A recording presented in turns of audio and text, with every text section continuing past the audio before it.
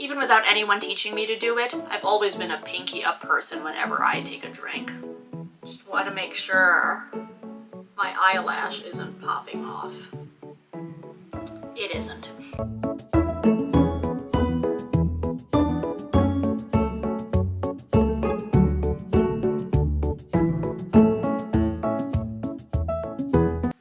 Hi, it's Leia. Welcome to this episode of Diaries of a Witchy Creative Life. Let's eat and chat!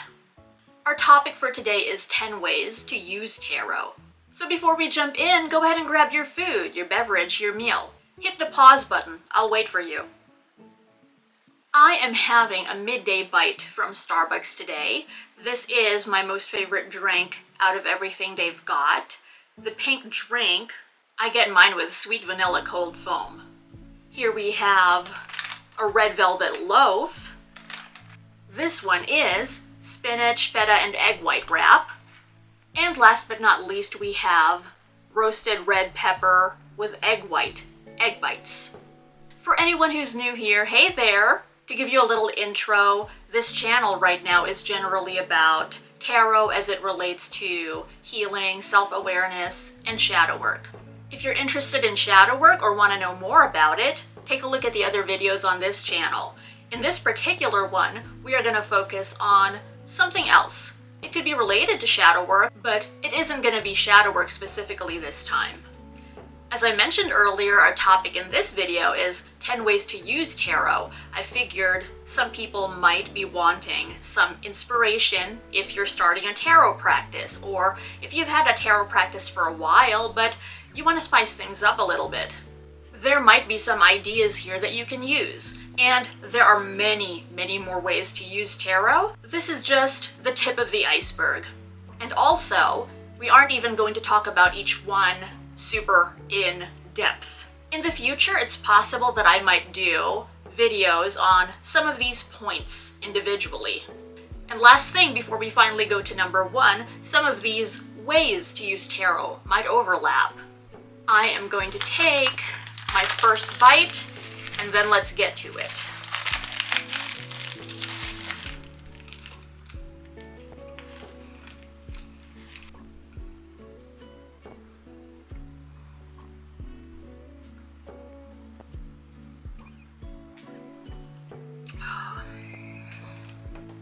These are in no particular order, with number 1 being as part of a journaling practice.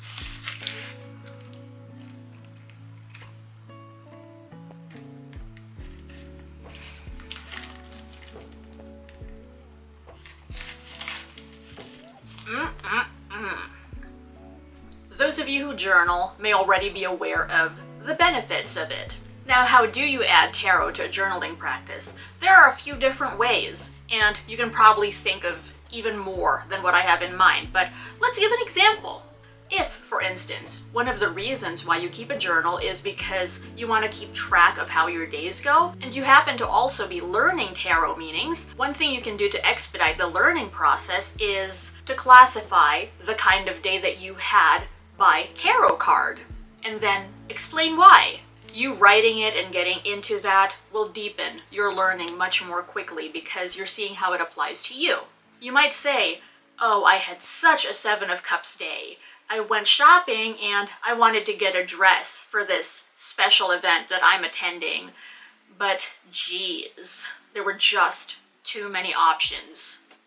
Or, I had a lot of Queen of Pentacles realizations today. I got several ideas on how to monetize the crafts that I've been doing for a while now.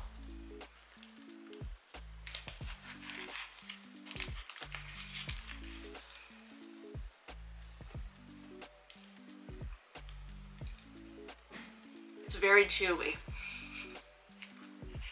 And that is only one way to incorporate tarot into your journaling practice. As I said, there are many, but let's give one more example. You could choose to have a straight-up tarot journal focused on all things tarot as they show up for you or as they come up for you in your life. But of course, if you're not feeling that and you want to write about tarot or inject tarot into your journal entries as you please, you could also simply keep your regular journal and Like I said, bring tarot into the picture whenever you feel like it. You could work with different tarot spreads as they apply to you in that time in your life and journal away. Moving on to number 2, you can use tarot for daily inspiration or food for thought. There are a few different ways that you can do this. You can have what's called a daily draw, which is you pull a card during the time of day when it works for you. For some, that would be morning, before the day starts, and then you can take the inspiration from that card with you throughout that day. While for others,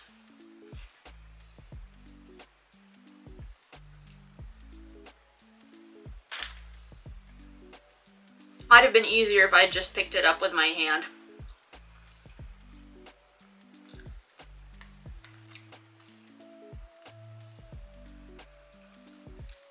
As I was saying, maybe for others, afternoon works better when you're taking a break in the middle of your day, and you can pull a card then to simply do some reflecting.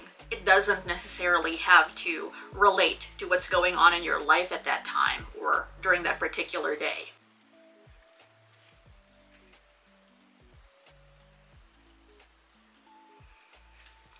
And others might enjoy pulling a card at the end of the day.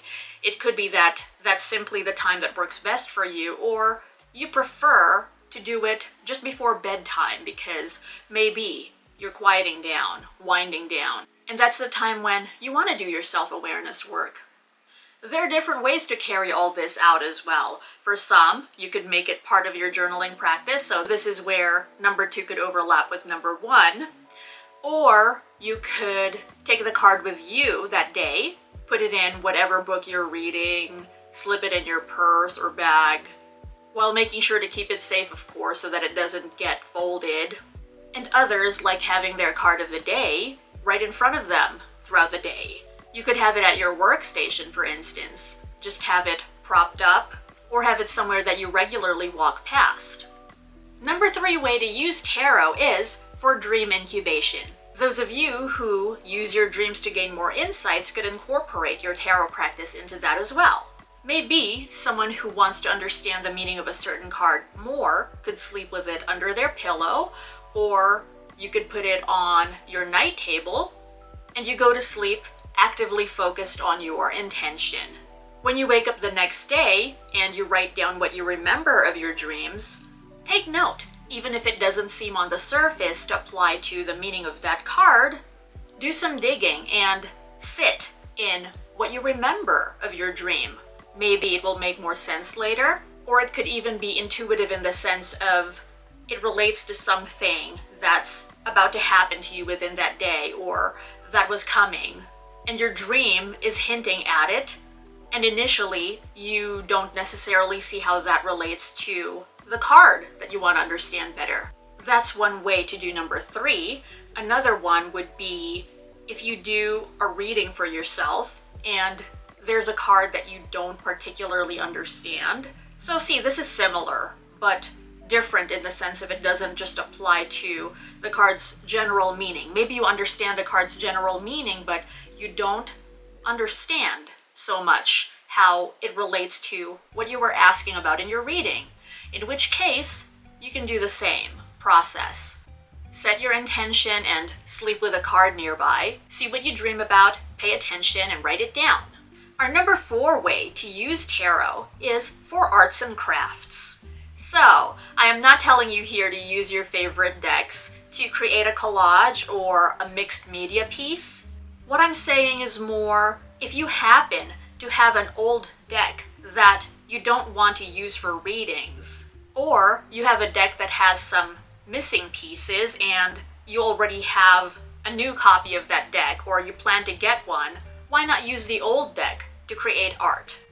Those of you who already enjoy creating art might be thinking, yeah, sure, okay, why not? While those who aren't exactly super artsy, or art just hasn't been a huge part of your life, may be thinking, next.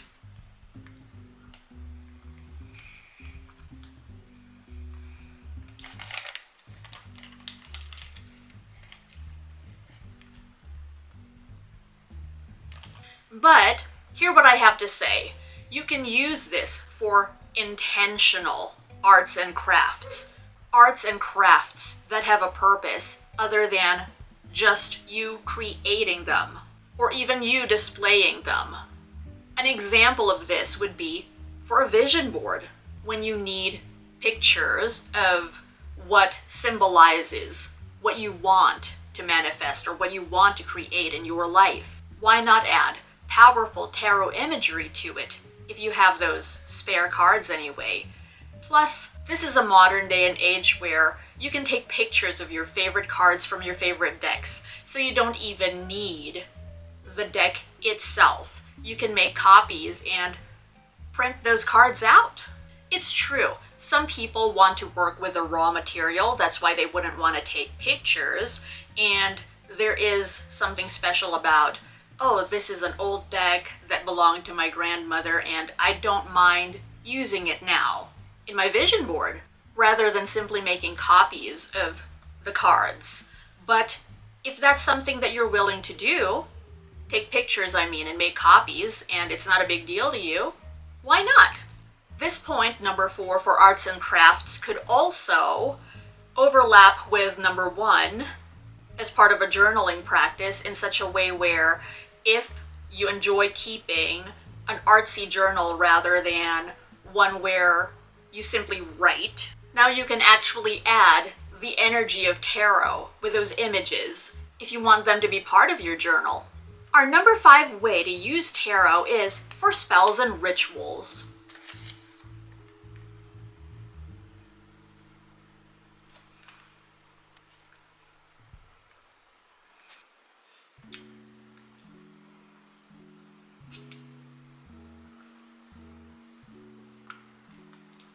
One example of that is if you're currently manifesting something in your life. So let's say you have space on your altar for that, and you want something to symbolize what it is that you're manifesting.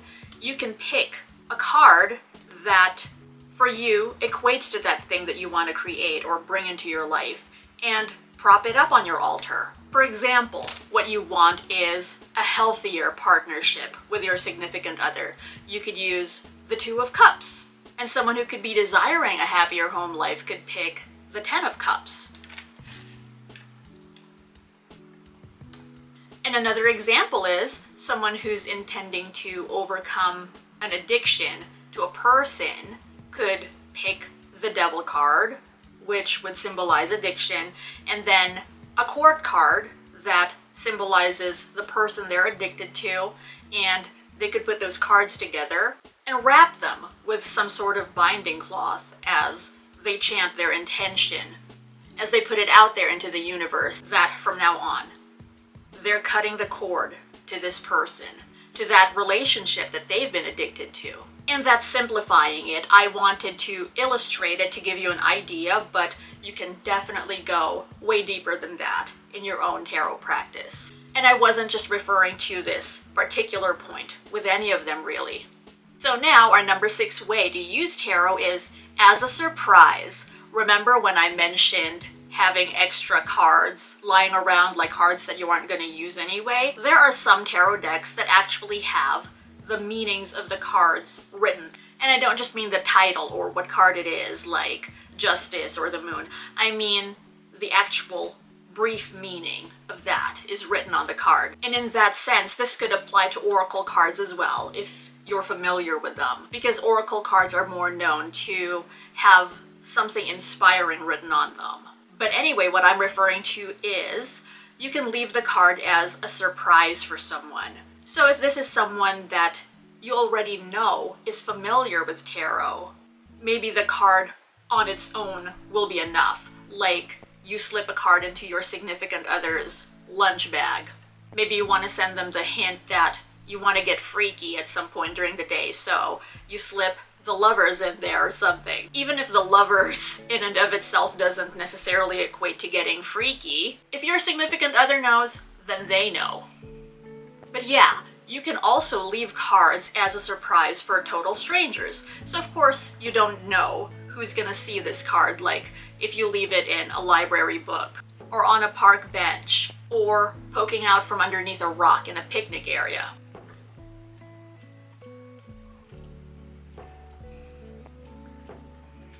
So if you'd like, especially if the kind of cards that you're giving as a surprise don't have the meanings on them that I mentioned earlier, one thing you can do is tuck the card into a little greeting card where you write down some food for thought in relation to that card.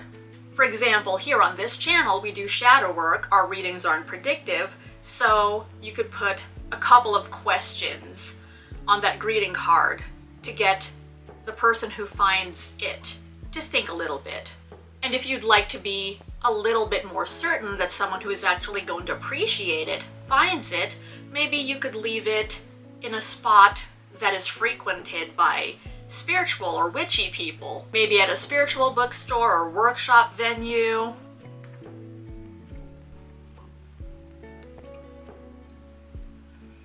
And I know that this probably doesn't resonate with a lot of people because it is going to more trouble without even knowing what's going to happen. Some people enjoy that, but others don't, because it is human nature, generally, I feel, to want to know what the results of your efforts are. And in that case, yeah, the significant other example that we gave earlier, or friends that you know are into this, those would be better recipients if this particular way of using tarot appeals to you. Our number 7 way to use tarot is in your planner.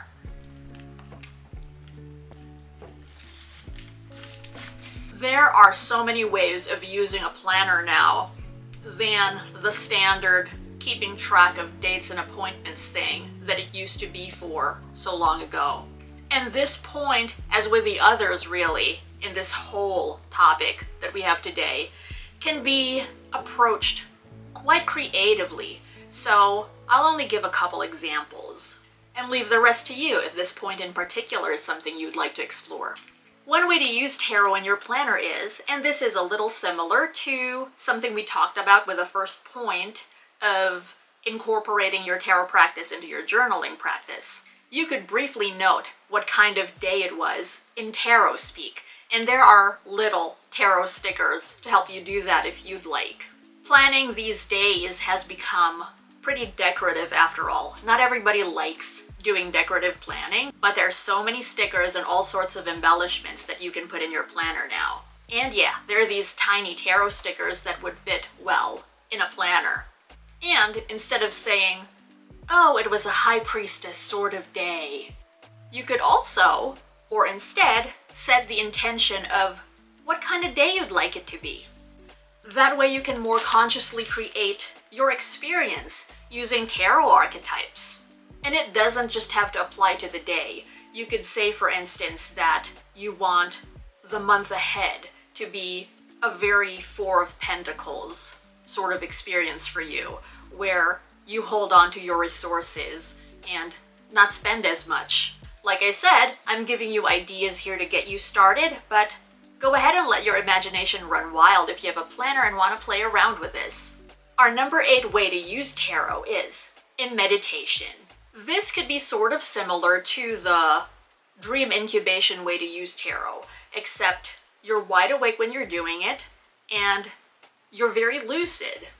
Instead of allowing whatever comes up to come up as in a dream, you could direct your mind where you'd like it to go. You could use this to peel away the layers of a card. For example, you did a shadow work reading for yourself and you want to better understand how you're being prompted, say by the Emperor card, to take a look at yourself and your life right now, or to make certain changes in your life. But you're not exactly sure of what it means, even if you know what the Emperor card means. So you could sit in meditation and listen. You could have the card with you as you meditate, hold it to your heart or to your forehead, wherever it feels right for you to connect with it. For others, it might even be the solar plexus. Rather than meditating in complete silence, you could also have a conversation with a card. And although this is similar in some ways to the dream incubation point that we talked about earlier, in meditation there's so much more you can do. You could have background music on to aid with your meditative process, to put you more in a conducive state to what you want to achieve. Maybe you could even have singing bowls be part of it, or a sound bath part of it. Play around with it, you get the idea. Our number 9 way to use tarot is as creative or daily life inspiration. Okay, so let's say you want to get more in touch with your intuition, and you want to connect with a high priestess for that. If you're an artist, maybe you draw or paint, then why not create your own version of the high priestess? You're putting your energy onto the paper or onto the canvas while channeling that high priestess energy so it moves through you. An example for using tarot for daily life inspiration could be, let's say you have a goal to be more social or meet up with your friends more frequently. You could pull the tarot card that symbolizes that for you. Instead of when you do a daily draw, it's typically you pull at random and see what comes up. Well, in this case, you could take the initiative and pull the 3 of Cups yourself. Have that be a card that you see on a regular basis for however long you deem.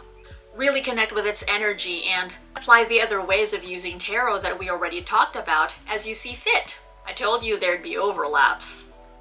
One way, by the way, that you can bring the energy of a card into your life is to wear those colors. Whatever colors on the card stand out to you, wear those with intention. And now we have arrived at our number 10 way to use tarot, last but not least, for comfort, like a friend.